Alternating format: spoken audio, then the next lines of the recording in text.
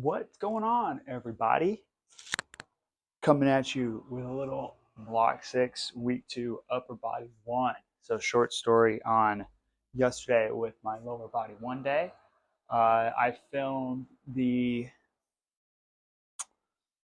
cars, PAILs, rails, lift-offs, corrective exercises, and I think the power development. And then warm-ups for my front squats. And then once I got started on my working sets for the post fatigue on front squats, I never hit record. So once I realized that, of course, after finishing all 4 sets of 8 on that A series, I just said fuck it and decided, hey, we'll try this again next week for practice 1.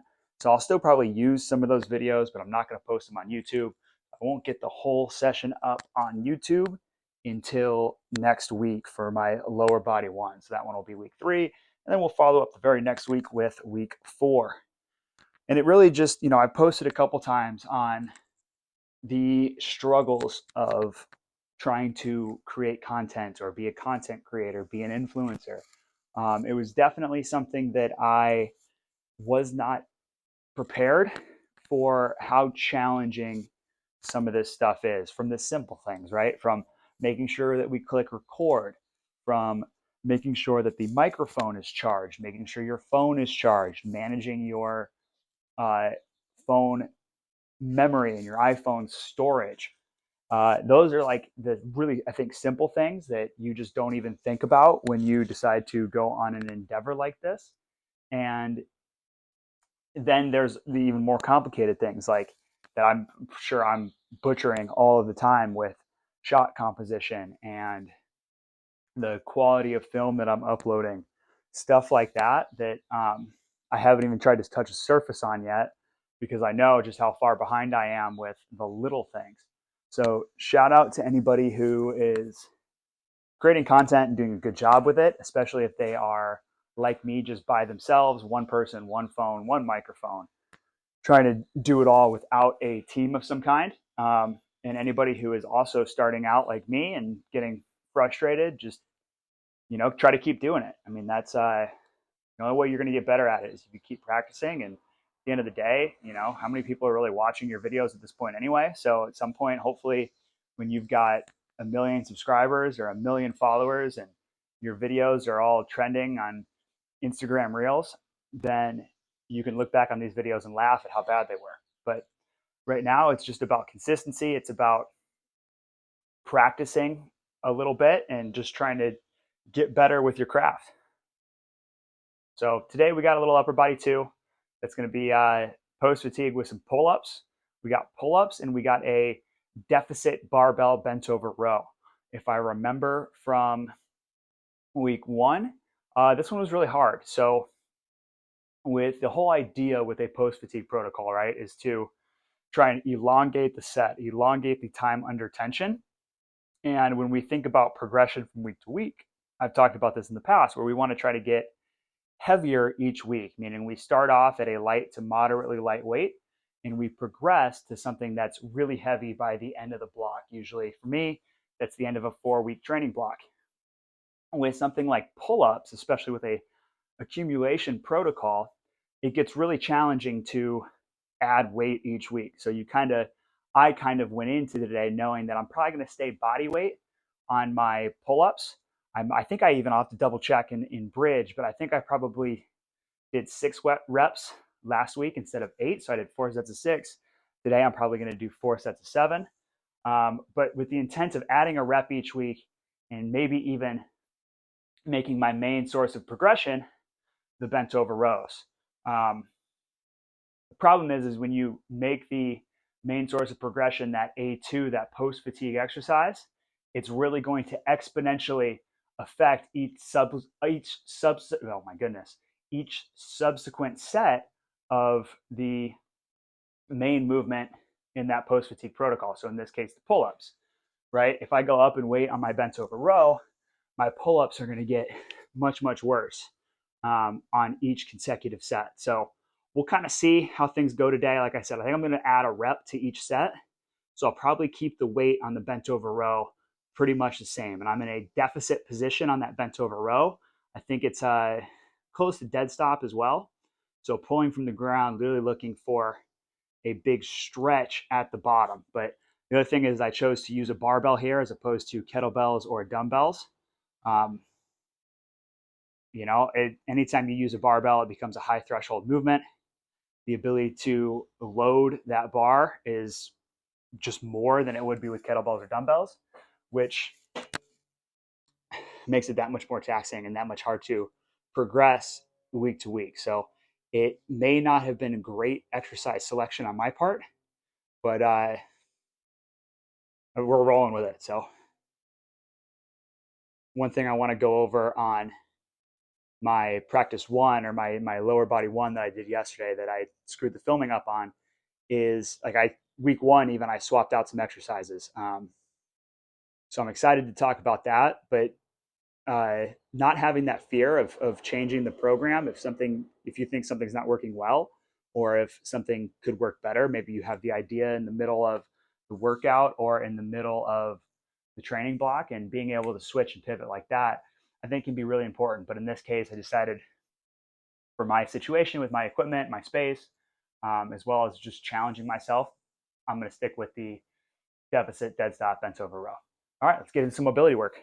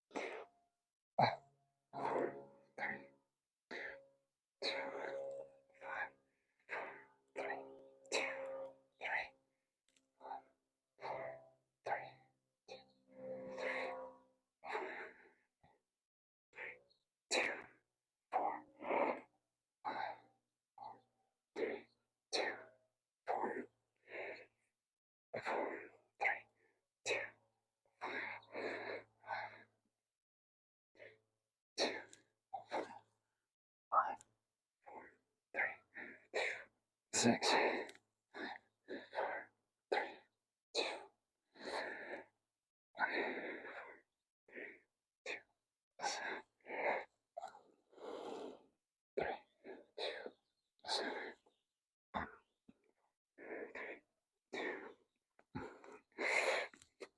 4.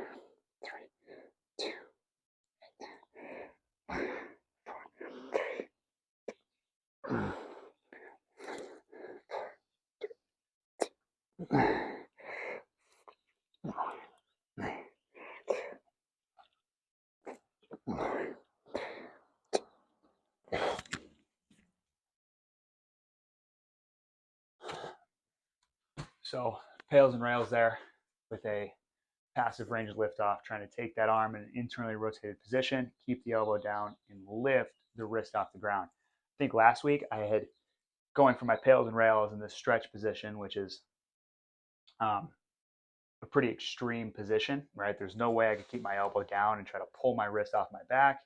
So today I went elbow on the ground, really this whole forearm on the floor, and tried to rotate and lift away. It was okay.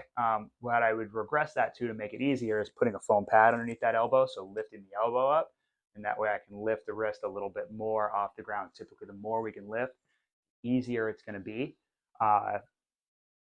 Today was hard, and I didn't get great activation. I didn't feel it quite as much as I would like, so I probably need to regress just a little bit. But maybe it gets better next week. We'll see. On to our correctives. Okay, so I got some seated dumbbell on knee external rotations, elbow on knee dumbbell seated external rotations, 10 reps here on each side, paired up with some side planks with some straight leg hip abduction.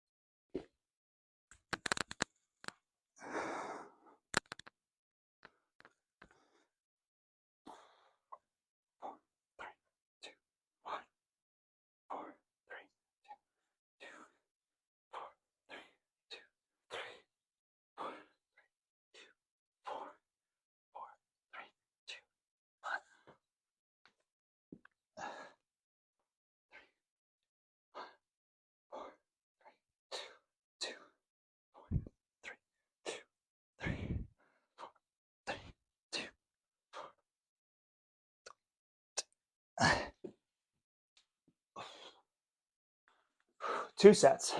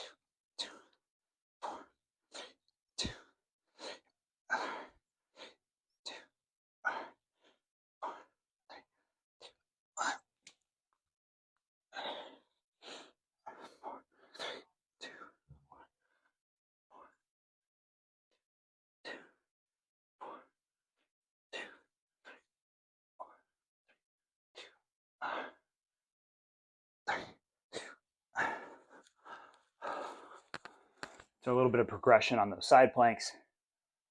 Kneeling side plank with hip abduction 4 reps.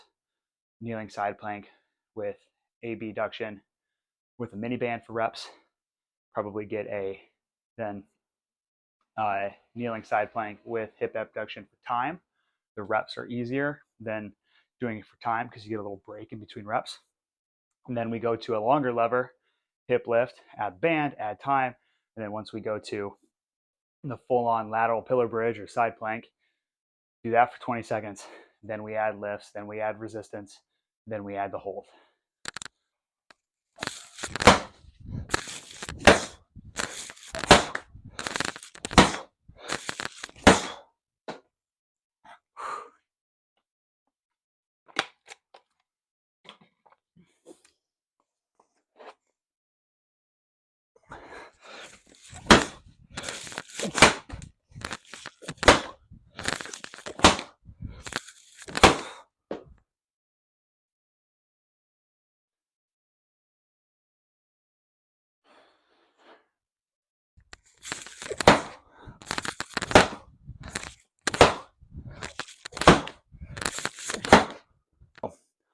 I was sure to click record this time. We got 4 sets of 7 reps overhand grip pull up. We're going to go right into a deficit dead stop supinated, semi-supinated grip bent over row. I'll talk about it a little bit more in between sets, but here we go. Let's jump in.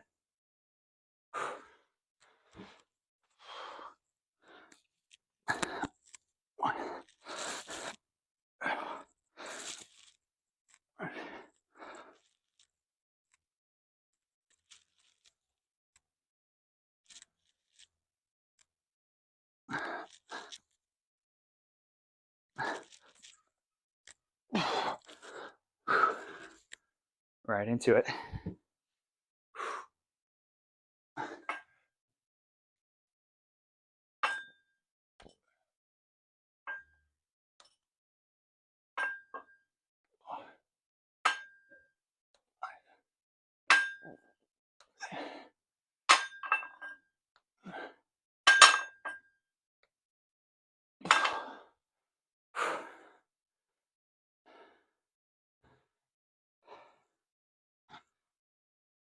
Okay, so that was set number 1. I decided from my previous workout last week, it didn't look like I changed the rep scheme like I thought I did. So looks like I just did as many as I could. I think I got 2 sets of 8, 2 sets of 6.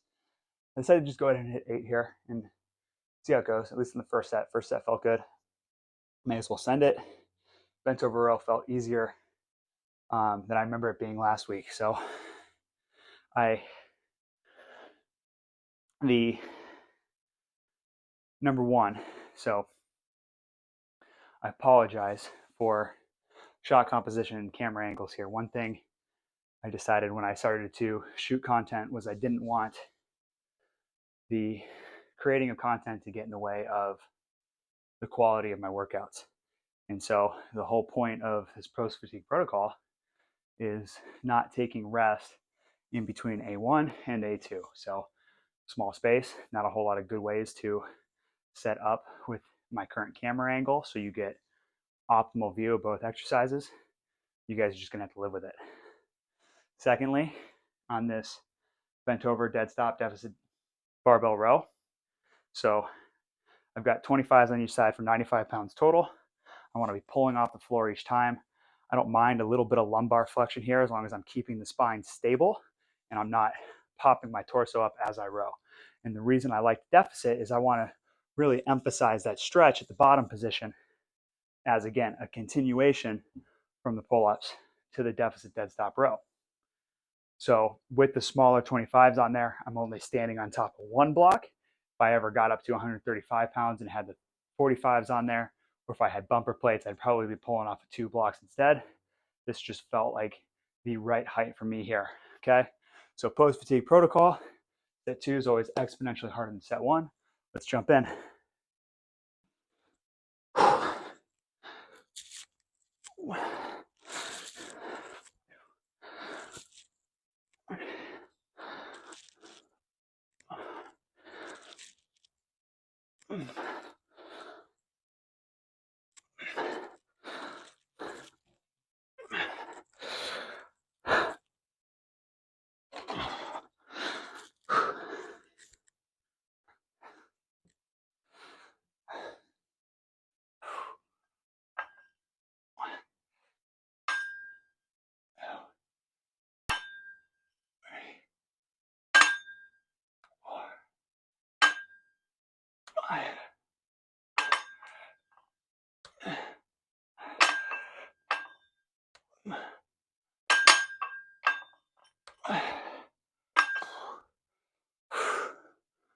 Two down.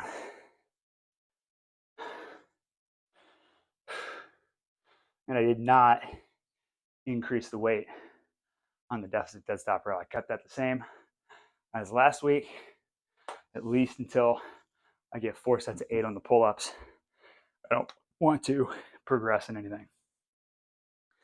And I'm probably never going to add weight on the pull-ups.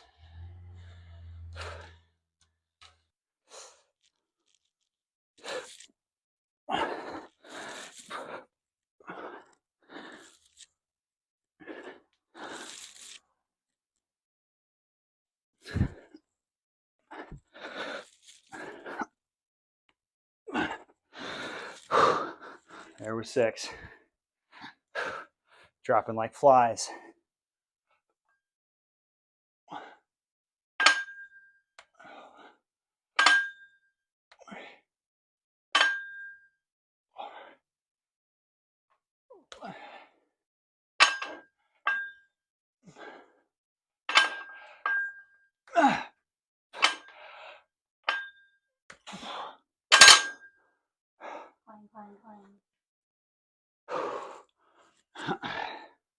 Started to cheat a little bit on my bent over rows, exactly what I was talking about, where I am pulling the bar off the ground with my torso, and then as I start to row, dropping back down, using some momentum there.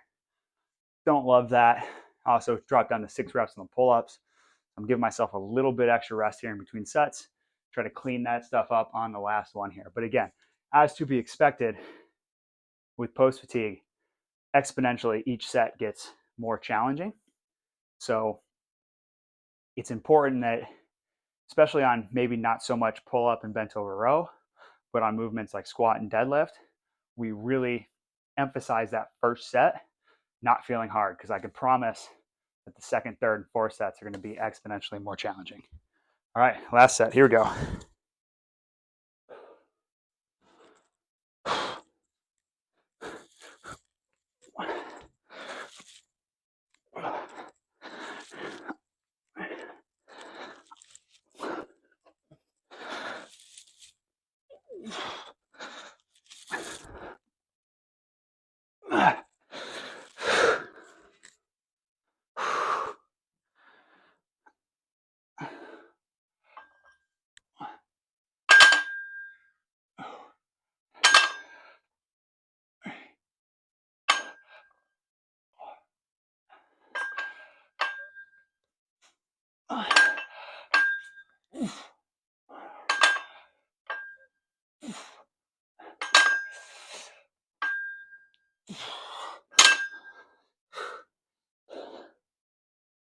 On that set, did a better job of controlling my torso.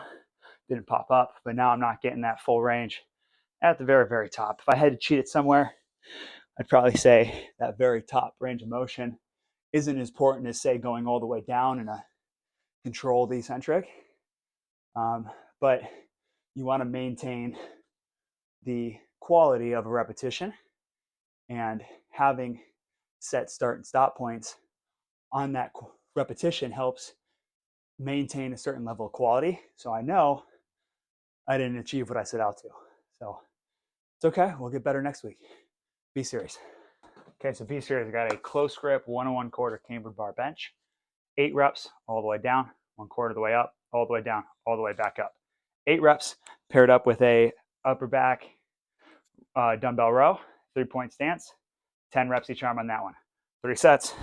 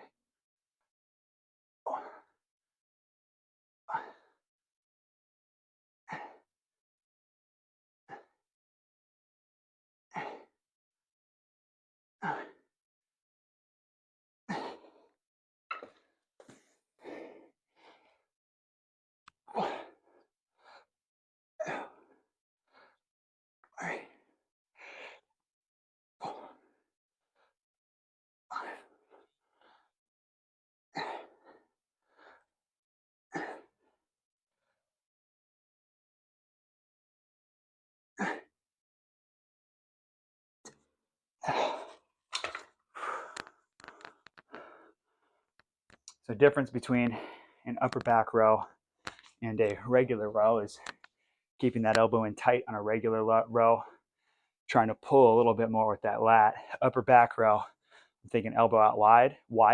I'm also thinking almost like a reach across on the way down. Get a little bit more rear delt, a little bit more rhomboid in there, a little bit more trap. Again, all those muscles of the upper back, really trying to keep the lat uninvolved. The lat obviously inserts up on the humerus, but it's got all of these origin points down in the spine.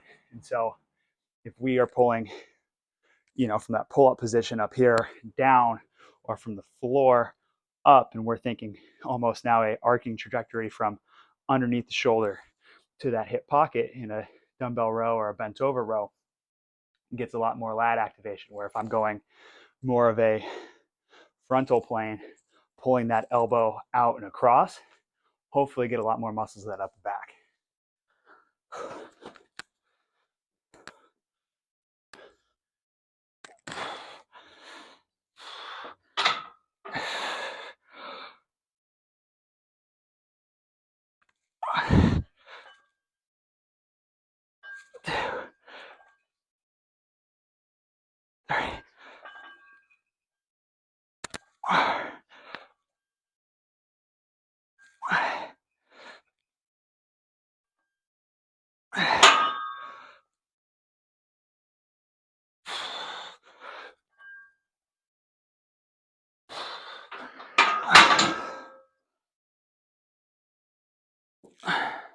So 1 1/4 reps, what's the point?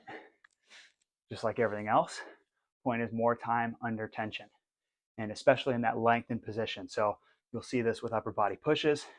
You'll see this with lower body pushes, squatting patterns. You'll see this with lower body pulls, hinging patterns. What you won't see a lot with is pulling patterns. And we want to do that 1 1/4 rep, ideally in the lengthened position. So it's hard on a pulling pattern to go a quarter at the bottom and then all the way up. It just kind of feels funny. It's not particularly where the hard part of the movement is, whereas coming up off your chest is kind of the hard part of the movement on a bench. So lengthened tissue position, longer time under tension in that lengthened tissue position, ideally leads to more tissue growth.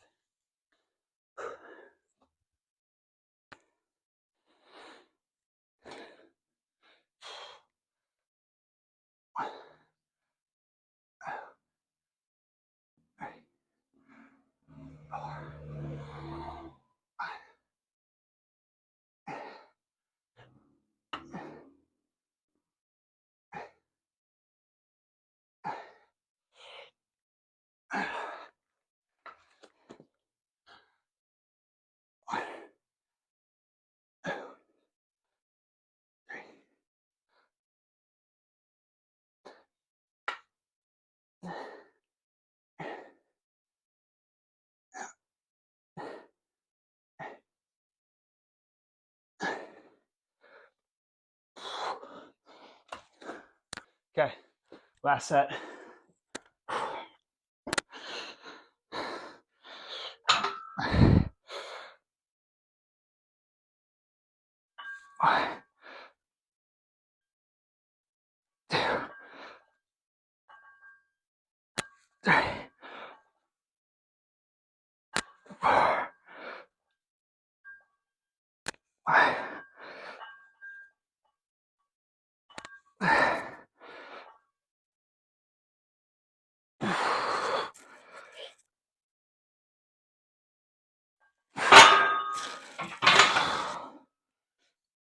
Now, why on the 1 1/4 reps, we're going 8 reps per set. And on the non 1 1/4 reps in the B series, going 10 reps. Well, we take 8 reps times 1 1/4, we're going to get 12 reps. So really there's more time under tension, more volume already in a set of 8 with a 1 1/4 rep than a set of 10. So, a set of 10, you're looking at like 14, 15 reps in there, a lot of time under tension. We kind of get out of that accumulation hypertrophy zone into an accumulation strength endurance zone, which isn't really where I wanted to be this block. So everything that's 1 1/4, we went 8 reps. Everything that's not, we went 10.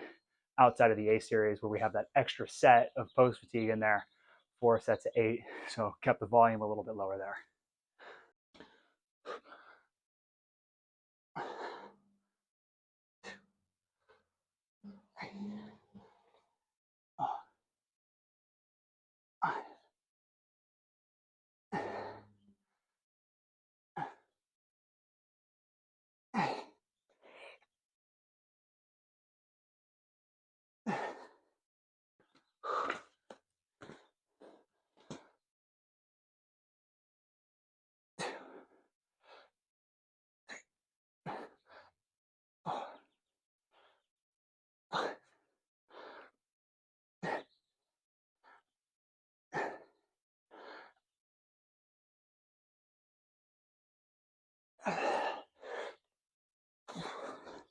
We got some semi-pronated overhand grip inverted rows. We're going to add a rep to these each week. So we're starting with 10 here. We're going to pair that up with some upright rows. 10 reps there as well. Here we go.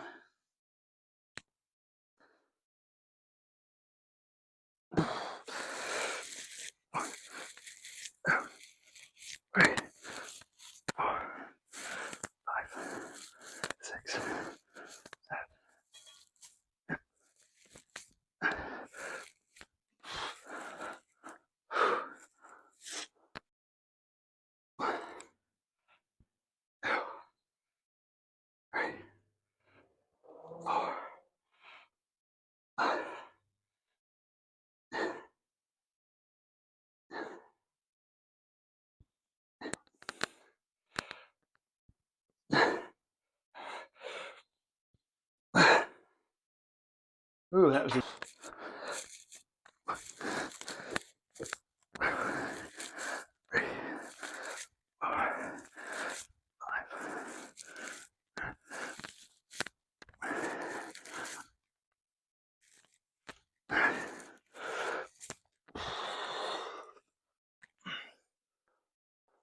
Okay, so I bumped the bar up a little bit higher, thinking I could get my feet straight and not put my back in the ground. I think I bumped it up one too high, and then I couldn't get my chest all the way to the bar. And like I was talking about earlier, it's important to have set standards to maintain repetition quality. So if I can't get my chest to the bar on an inverted row, I'm not maintaining rep quality. I'm doing too many reps. I'm too fatigued, et cetera, et cetera. So it's feedback for me. And so I went ahead and I bent my knees and made sure I got chest to the bar every single rep.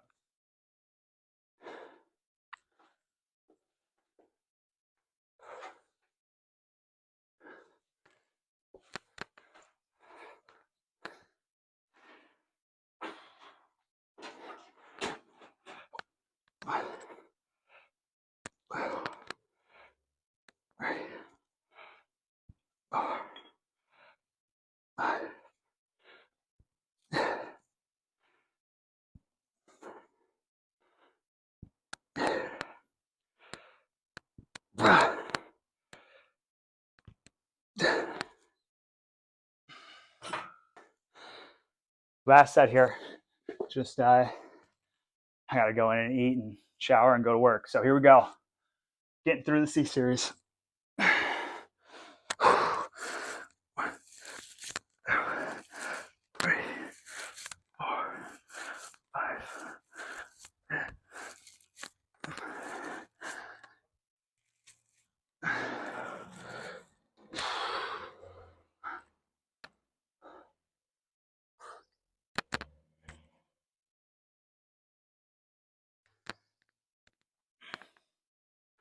I started to systematize my program a little bit more, it gave me and I went to an upper lower split, so a little bit more time within a session, focusing a little bit more on shoulder development. You can see it a little bit wider in the shoulder, wider in the delt, better striations in here. Pretty excited about it. And that's after 6 months of training diligently 4 times a week, every week. So it's not overnight, it's not automatic, but if it's something you haven't been emphasizing in a while, you can see relatively quick results. And I'd say 6 months is pretty quick results for me.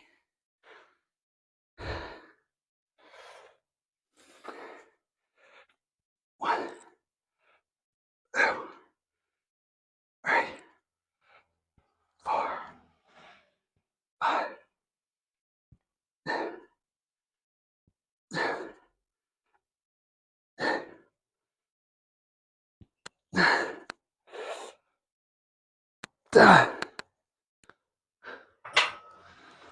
These N-gauge grips help create a little bit of an easy bar effect. I like the way they work for those upright rows. A little easier on the wrists, and I kept them in the same spot on the bar as I was using for the inverted rows, but ideally I'd go even a little narrower there.